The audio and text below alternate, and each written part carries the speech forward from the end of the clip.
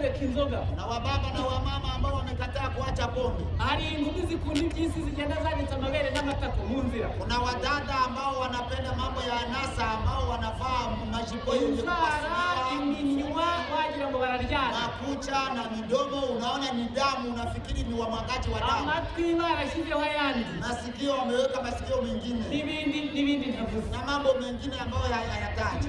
Nabo watu kama hao nabo bazindutse nabo bajya gushaka idini isa nuko basa. Wakati mwingine wanaenda wakitafuta dhehebu ambalo linafanana na vile wanataka wanao. Ati mwandangira idini kiza. Wanauliza simunionyeshe dhehebu la nzuri. Ushaka ikiza limeze lite. Nataka dhehebu la nzuri la namna gani? Unaona nyewe ni nywera primo. Sasa unaona mimi nakunyaka kileo. Kasigisi uwo ni njewe.